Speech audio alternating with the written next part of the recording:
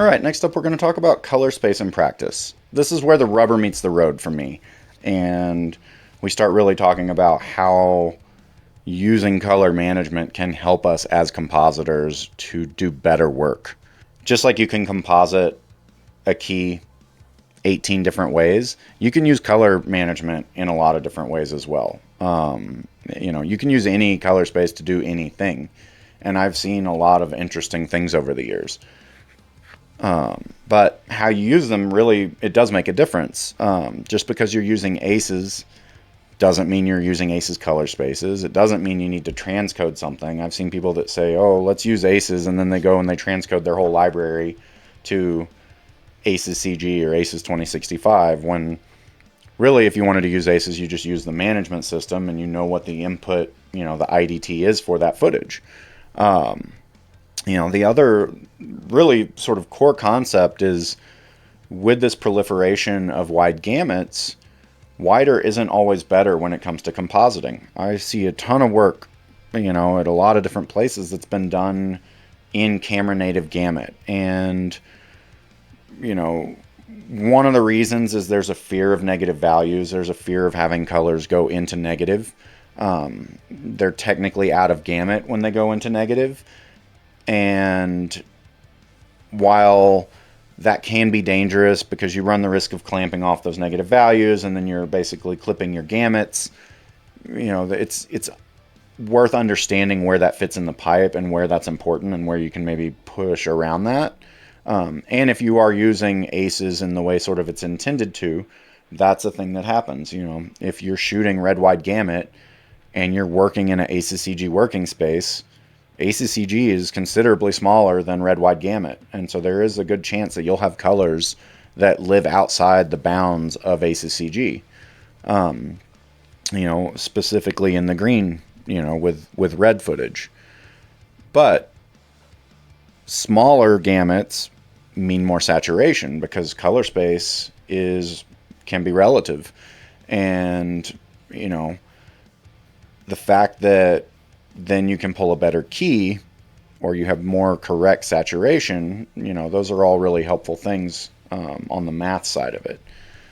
So it's also worth noting gamuts are reversible. So you can you can convert a wide gamut into a smaller gamut, and then you can take that smaller gamut and convert it back to the wide gamut losslessly, as long as you don't do anything silly like clamp off your negative values. Clamps are very destructive if you are dealing with negative values. You will lose colors. You will clamp them to the widest of the gamut that they're in when they're clamped.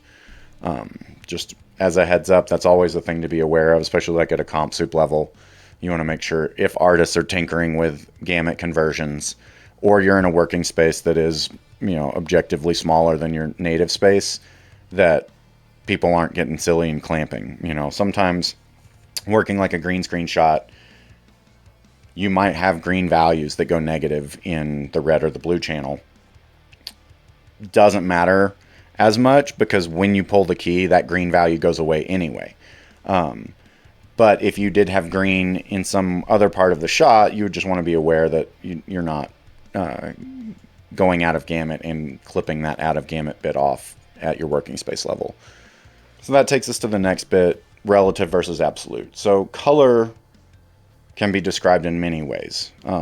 There's many different color spaces that describe color in a absolute method, and there's also ways to describe color relatively. As compositors, we're using typically relative definitions of what color is, and they're relative to the gamut that they're inside of at that moment. HSL, HSV, RGB values, 0 to 1 is 100%. So if you go above that, then you're potentially going out of gamut relative to what your other values are. And an RGB value in an sRGB gamut, if you take that same RGB value and apply that in a red wide gamut color space, the two physical representations of that color are very different. And so it's important to understand that and know that relative and absolute, how those interact with color and how that interacts with our tools. Again, we use that convertibility to help us when it comes to our gamuts and controlling how that color is presented both to our machine from a math standpoint, and it doing the work with the tools, and also how we see it. It's really important that we see color correctly, and I'm of the mind that we should see color correctly throughout the pipe. A lot of times you'll see work get done in a space that's not quite right. It'll be correct at the client level, but an artist working on it isn't necessarily seeing it correctly through their monitor. And we target specific gamuts to do that work. So all that said, that takes me to the map analogy. This was an analogy told to me, and I've did some work kind of trying to visualize it, and it's a really interesting concept in that color, is fundamentally a 3D data set. And much like a position on the Earth, we have, depending on what coordinate system or how you're defining that position, but a place is a 3D location. We can think about color the same way. A map is a 2D representation of a 3D location. Just like a chromacity chart is a 2D representation of a 3D location of a color. Basically what we're seeing is that 3D space converted, and then we use a system to define that space. And depending on how we define it, changes, what that color is. And it's really important to know where that color came from and what steps it went through to get to that place that it's at currently. In this example, like we're looking at a globe, well, any map flattens out the elevation, so you're immediately losing one component, and like relative to color, that would be your luminance, your brightness. And it takes out some of the curves in it and makes it a little easier, a little more user friendly. And that's really, we're talking about the same thing when it comes to color. We have this flat map that shows us a really easy way to draw a point from from A to B. But it's stripping away some of the, the other aspects of that color. So that's the map analogy. I like to think about this.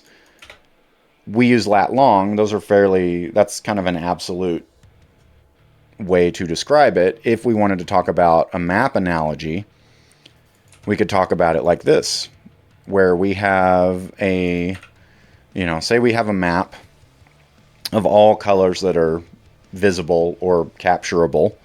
In this case, these are the extents of our map, just like the extents of color capture. We're talking about a specific color right here. Well, if we consider this all colors visible to that, all colors, our camera, if we step to the next one, our camera can only capture a subset of all colors. So now we're looking at this.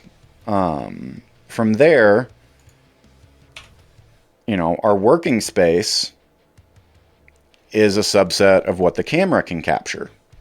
And so that color is moving. And depending on how you define that, like if this is defined with lat long, it always defines in the same place.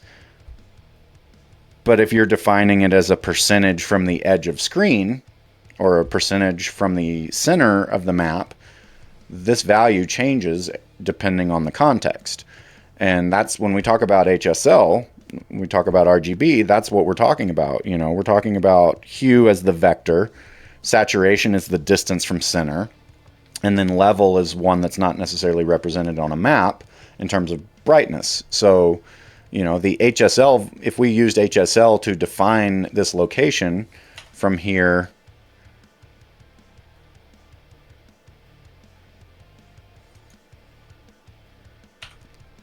to here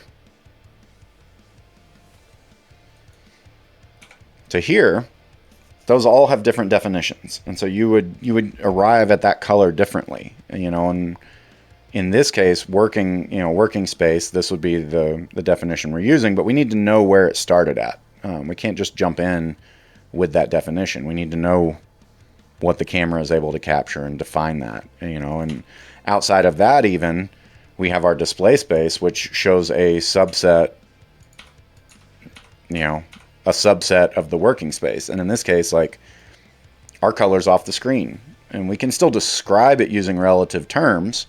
You know, a saturation above 1 would describe something that's out of bounds for what that display can show. So that's another way to kind of look at the map analogy relative to color. You know, here's a couple others that I really like. You know, we have, say, like, we have a green. These are all visible colors. You know, our camera native color would be here. Our working space color would be here. You know, in our display space, that color is now outside of what our display can show. If you flip that the other way and think about it this way, we have, you know, that's with relative bounds. So that's where the bounds are shrinking and the color's moving, you know, moving through them. You know, if we think about it in terms of absolutes, it's more like this, where we have our visible colors, and then we have our camera native space can encompass those colors, and our working space can encompass a subset of that, and then again, our display space encompasses a subset of that. But if you don't know where that color started from, you might be taking your camera space and shrinking that to your working space, or vice versa. And so your color rendition isn't necessarily correct for your screen because your starting point was incorrectly assigned. And that's what we see a lot with linear camera native footage, is it's not being gamut managed. And so we're seeing it in the display space without it being properly, you know, without a proper IDT being set.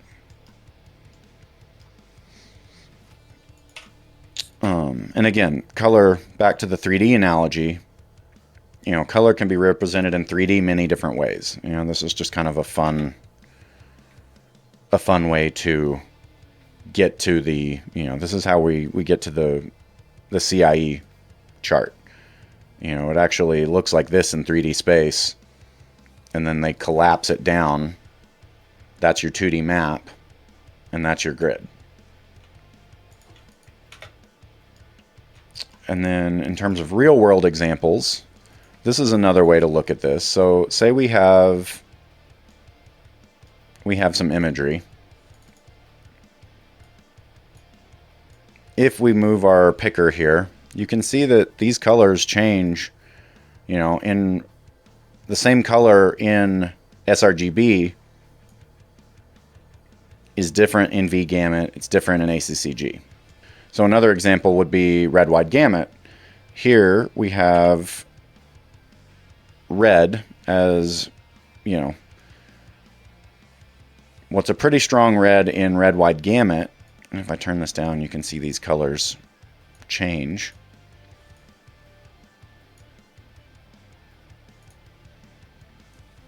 Sampling different colors, we yield very different colors, you know, depending on what space you're in. So it's, again, it becomes very important to our tool usage what our color management is actually doing.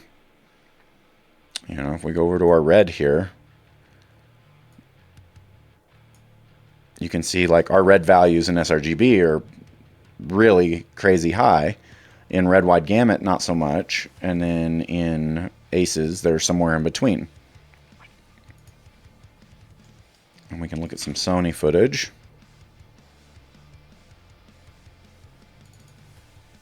You know, it's the same story, you know. Lots of different, you know, it's quite a bit different keying this blue versus this blue. And that's where it gets, you know, that's where it really, the rubber meets the road for a compositor, is you want your keys to key as well as they can. And sometimes using proper color management, or sometimes using color management to your advantage, will help you achieve a better result faster with an end product that just looks better, because you're working in a space that is more appropriate. But yeah, so that's a good example of how color is displayed one gamut to another.